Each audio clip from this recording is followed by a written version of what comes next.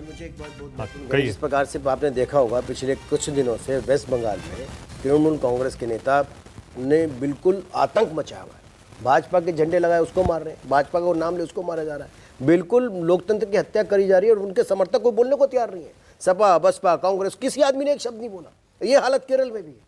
कैसी प्रकार से चुनाव जीता जाएगा? एक तरफ आप कहेंगे लोकतंत्र के लिए वोट डालें और दूसरी तरफ लोकतंत्र के नाम पर जो वो लोग बाहर निकल कर आ रहे हैं अपने मत का प्रयोग करने के लिए, उन्हें करने नहीं दिया जा रहा। इलेक्शन कमीशन पर भरोसा है ना? इलेक्शन कमीशन पे, लेकिन जो लॉ एंड ऑर्डर की सिचुएशन है वो तो स्टेट को संभालनी है। ये किसकी जिम्मेदारी है? क्या ममता बनर्जी की जिम्मेदारी नहीं है? अब तो इलेक्शन कमीशन की जिम्मेदारी है।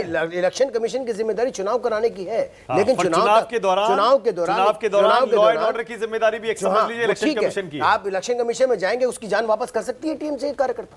क्या कर रहे हैं? सबने देखा नहीं वीडियो वायरल हो रहा लोगों के झंडे फाड़ते हुए भाजपा के कार्यकर्ताओं के। इस प्रकार से चुनाव जीतेंगे? आपको हैरानी है सतीश जी? नहीं, मैं तो कह रहा हूं, बंगाल में पंचायत चुनाव में जो हुआ था जानते ही हैं, और कैसे पॉलिटिकल वायलेंस का इतिहास है वहां। तो बिल्कुल बिल्कुल ये बात करो या मरो की लड़ाई, देखिए, करो या मरो की लड़ाई है। और जैसा हम पहले से भी बात करते आ रहे हैं कि इस बार उत्तर प्रदेश ज्यादा तय करेगा दिल्ली या बंगाल तय करेगा दिल्ली, तो स्टेक्स बहुत हाई है। और बंगाल ने जो बीजेपी ने जो पेनिट्रेशन किया है वो पहले भी कुछ उसका असर दिखा है। तो बंगाल में स्टेक्स हाई होने की वजह से ये टसल है और इसलिए आप वोटिंग परसेंटेज भी देख रहे हैं उसी ढंग से। और ये आप बांग्लादेश से एक्ट्रेस को बुला रहे हैं, कारण ये अपने देश के लोगों पे विश्वास नहीं। 73-72 सीटें तो भारतीय जनता पार्टी को उत्तर प्रदेश में मौजूदा स्थितियों में नहीं मिल रही हैं। तो ये गड्ढा जो बन रहा है, राजस्थान में 0, गुजरात में 0 कांग्रेस, मध्य प्रदेश में केवल 2, छत्तीसगढ़ में भी एक थी। तो ये जो इतना बड़ा जो गड्ढा अगर बनेगा तो बंगाल के ऊपर सारी आशाएं टिकी हैं, इसलिए बंगाल का चुनाव ज्यादा संवेदनशील है। अगर इस प्रकार से आप रोकोगे, अगर इस पर अत्याचार करोगे, तो क्या आप समझते हो कि भाजपा को रोक पाएंगे? चुनाव ये लोग भाजपा को रोक पाएंगे? इस प्रकार से नहीं रोक सकते। मैं उसी इस प्रकार से इनको और खामियाजा भुगतना पड़ेगा। महत्वपूर्ण बात यह है, इस गठबंधन के सारे लोग पहुंचे थे ममता बनर्जी के मंच पर। बेशक ममता बनर्जी सबको लात मारा हो, लेकिन सपा बसपा कांग्रेस सारे मित्र बैठे हैं। पूछे किसी ने एक भी उसकी भी बैठे हैं। अब्दुल हफीज गांधी, सुरेंद्र राजपूत भी आ गए हैं कांग्रेस से। पहले अब्दुल हफीज गांधी आपके पास आ रहा हूं। ममता बनर्जी के बंगाल में आपने सुना क्या हो रहा है? आप कभी विरोध क्यों नहीं करते? आज भी कुछ करेंगे या नहीं? देखिए, मैं पहले मानक जी आपको बता दूं कि चुनावों में हिंसा कतई जो है एक्सेप्टेबल नहीं है, किसी भी पार्टी के द्वारा की जा सके। चुनाव जो है अपनी उपलब्धियों के आधार पर और दूसरे की नाकामियों के आधार पर आप लड़ें, बहुत प्यार मोहब्बत से वोट मांगें। लेकिन अभी बहुत नवीन जी बोल रहे थे, केरला में इनके जो हैं एक जनरल सेक्रेटरी हैं केरला बीजेपी के, उन्होंने खुद कहा कि हमने दूसरी पार्टी के कार्यकर्ताओं को मारा है। कितना एक्शन इन्होंने लिया? तो चुनावों में भारतीय जनता पार्टी की भी और हिंसा का एक इतिहास रहा है। आरएसएस के कार्यकर्ताओं का भी चुनावों में एक इतिहास रहा है कि वो पॉलिटिकल प्रतिद्वंदी को मारते हैं। अब पिछले चरण में हमने देखा कि भारतीय जनता पार्टी के नेताओं ने तृणमूल कांग्रेस के एक व्यक्ति को मारा और काफी हिंसा की। सर्टिफिकेट दे रहे हैं अभी भी तृणमूल कांग्रेस जैसे नेताओं को जो हिंसा फैला रही है, लोकतंत्र की हत्या कर रही है, उसको आप सर्टिफिकेट दे रहे हैं। एक बार आपकी जिब्बे से भी नहीं निकला कि कार्यकर्ता की हत्या की शिवपाल की। केरला में ममता बनर्जी के बारे में आप बोल नहीं सकते। ये पीड़ा है आप लोगों की, यही पीड़ा आपकी है, यही स्थिति है। चाहे आप आजम खान के बारे में नहीं बोलेंगे, ममता बनर्जी के बारे में नहीं बोलेंगे, यही करेंगे। ऐसे ही देश बनाना चाहते हैं क्या? अरे आप सतपाल सत्ती के बारे में नहीं बोलेंगे। हमने तो उसकी निंदा करी, आप नहीं कर सकते आजम खान की निंदा। मैं गारंटीड कहता हूं, चैलेंज करता हूं, इस मंच में फिर चैलेंज करता हूं, आज भी आप आजम खान की निंदा नहीं कर सकते। मैं दावे से कहता हूं, सतपाल सत्ती के बयान के, मैंने सतपाल सत्ती के बयान की घोर निंदा की, लेकिन आप नहीं कर सकते। मैं दावे से कहता हूं नहीं कर सकते। एक सेकंड, अब हम बयान पर आ गए, लेकिन आज पश्चिम बंगाल में जो हो रहा है, सुरेंद्र राजपूत बीजेपी नेता की लाश के लिए सुरेंद्र राजपूत, जब भी बंगाल में होता है या बीजेपी की किसी विरोधी शासित राज्य में होता है, आप लोग चुप्पी साध लेते हैं, क्या वजह है? आज भी कुछ बोलेंगे, मुंह खोलेंगे या नहीं? नहीं मानक भाई, किसी भी तरीके से लोकतंत्र में हिंसा का कोई स्थान नहीं है, चाहे बंगाल में हो, चाहे उत्तर प्रदेश में हो, चाहे कहीं पर भी हो। बीजेपी के कार्यकर्ता की लाश मिली, हम इसकी घनघोर निंदा करते हैं। कड़ी से कड़ी कार्रवाई होनी चाहिए, चाहे वो ममता का शख्स हो और चाहे वो इस तरीके का शख्स हो जो पिछली बार हुआ था कि भारतीय जनता पार्टी के कार्यकर्ताओं ने ही भारतीय जनता पार्टी के कार्यकर्ता की हत्या करके पेड़ पे टांग दिया था। तो निश्चित रूप से जांच होनी चाहिए और दोषियों के खिलाफ कठोरतम कार्रवाई होनी चाहिए। एक बात में नवीन भाई भाई से सहमत हूं कि जिस तरीके कोई भी आदमी हिंसा करे उसका विरोध होना चाहिए और कोई भी आदमी अभद्रता करे उसका विरोध होना चाहिए। हम किसी भी तरीके की अभद्रता का विरोध करते हैं, किसी भी तरीके की हिंसा का विरोध करते हैं। अब आप आकर के चाहे हमारे नेता का हो, चाहे आजम खान का हो, चाहे जिसका भी चाहे नवीन भाई हमसे निंदा करा ले, लेकिन नवीन भाई एक बार नरेंद्र मोदी की निंदा कर दे कि हिंदू मुसलमान के नाम पर वोट मांग रहे थे, सेना के नाम पर वोट मांग रहे थे, मैं नवीन भाई को दिग्विजय सिंह मांग रहे हैं, हम मांग रहे हैं, कमलनाथ मांग रहे हैं, हम मांग रहे हैं या फिर जो मांग रहे हैं मायावती मांग रही है। नवीन भाई, क्या बात नवीन कर रहे भाई, हैं? नवीन भाई, अरे मैं कमलनाथ की भी निंदा करता हूं, आप नरेंद्र मोदी की निंदा कर दो। हमसे कह रहे हैं आप कह दो कि नरेंद्र मोदी ने जब ये कहा था कि वो शंकर गाय है, शंकर गाय है और जर्सी बछड़ा है, अगर आप उस बयान की निंदा कर दो, 50 करोड़ की गर्लफ्रेंड की निंदा कर दो, अगर आप में हैसियत है नवीन, अगर आप में हैसियत है तो निंदा करो कि महिला के ऊपर एक अभद्र बयान दिया था। अरे उसी महिला के ऊपर अभद्र बयान देने वाले नेता आपके, मैं नाम बोलूंगा, बयानों पर चर्चा कर दूंगा। फिर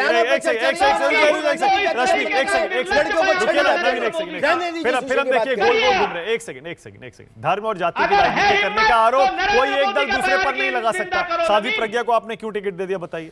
अगर आप बोलते हैं हिंदू मुस्लिम कर रहे हैं विरोधी आपके, आप क्या कर रहे हैं? मैं देना चाहता हूं माना भाई, क्यों साध्वी प्रज्ञा को आपने दिया मुझे 10 सेकंड इसलिए देना चाहता हूं। साध्वी प्रज्ञा और बाकी हिंदू सैफरन टेररिज्म, भगवा आतंकवाद कौन लेकर के आया? ये लेकर के आया कांग्रेस के लोग, सुशील कुमार शिंदे, पी चिदम्बरम का। मैं ये बताना चाहता हूं कि जो प्रमोद त्यागी एलियस प्रमोद कृष्णम है, जो गाजियाबाद में रहते हैं, उनके घर पर बैठकर भावेश पटेल को तैयार किया गया, एनआईए के लोगों को समझाते रहे, उन्होंने ये नाम दिया और उनको आपने पार्टी में लिया, मैंने शुरुआत आपने एमपी बनाया उनको। ये पूरा इलेक्शन जो है, किसी भी पार्टी का आप नाम लीजिए या ना लीजिए, ये बिल्कुल रिलीजन के लाइंस पे डिवाइड कर दिया गया है।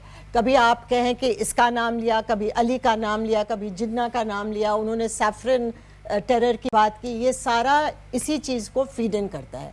मैं केवल एक बात कहना चाहती हूँ वेस्ट बंगाल पे वापस जाके, कि वेस्ट बंगाल में जब लेफ्ट गवर्नमेंट थी तो भी ऐसा नहीं था कि हिंसा नहीं होती थी, उस टाइम पे भी होती थी। वेस्ट बंगाल का पूरी अगर आप पॉलिटिकल हिस्ट्री देखें तो हिंसा उसमें जुड़ी हुई है। और तो कुछ चीजें नहीं बदली हैं बंगाल में नहीं बदली, सरकार बदल गई, रूलिंग पार्टी बदल गई, लेकिन कुछ चीजें नहीं बदली। और रीजन मैं इस समय ये देना चाहती हूँ कि जैसा आपने फरमाया कि जो बीजेपी की घटौती हो रही है सीट्स में, उनको इन जगहों पे उनको मेकअप करना है। इसलिए वेस्ट बंगाल जो है इस समय इतनी जबरदस्त लड़ाई है वहाँ, केवल दोनों के लिए, ममता के लिए अपना होल्ड रिटेन करने के लिए और बीजेपी को तो अपनी जगह वहां बनानी है। ठीक है, ओके। छोटा सा ब्रेक ले रहे हैं, छोटा सा ब्रेक ले रहे हैं। आज दूसरे चरण की वोटिंग है और हमारे सारे सहयोगी, सारे संवाददाता ग्राउंड जीरो पर हैं, जहां जहां वोटिंग हो रही है वहां से पल पल की खबर भी दे रहे हैं। और स्टूडियो से यहां आपको हम समझाने की कोशिश कर रहे हैं कि इस चुनाव के दौरान जो लगातार बयान आ रहे हैं किन मुद्दों पर चुनाव लड़ा जा रहा है। और बंगाल से भी खबर आई है कि वहां पॉलिटिकल वायलेंस हुआ है, चुनावी हिंसा हुई है, उस पर भी हमारी नजर है। फौरन सीटें हैं जलपाईगुड़ी, दार्जिलिंग, रायगंज। मुकेश सिंह भी आ गए हैं, सीनियर जर्नलिस्ट हैं, पॉलिटिकल कमेंटेटर। आपको हैरानी हुई मुकेश जी ये तस्वीरें देखकर पश्चिम बंगाल में हिंसा की? नहीं, पश्चिम बंगाल में हिंसा का पुराना अतीत रहा है।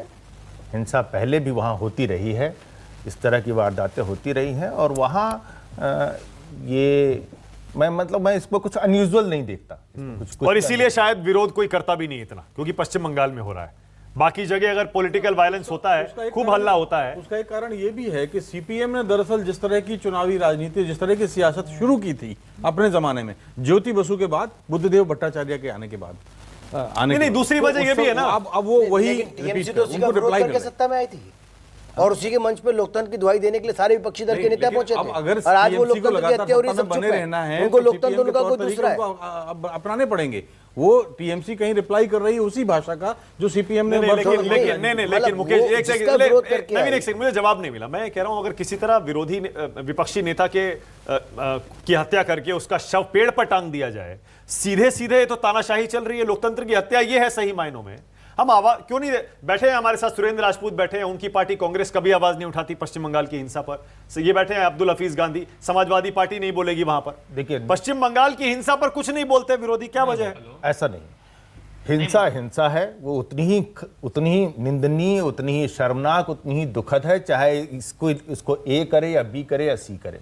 पहली बात तो ये है, ये जो लोग भी इसे डिस्टिंग्विश करते हैं वो कुछ एक डेलिब्रेट चुप्पी साध लेते हैं। जी नहीं, बिल्कुल नहीं।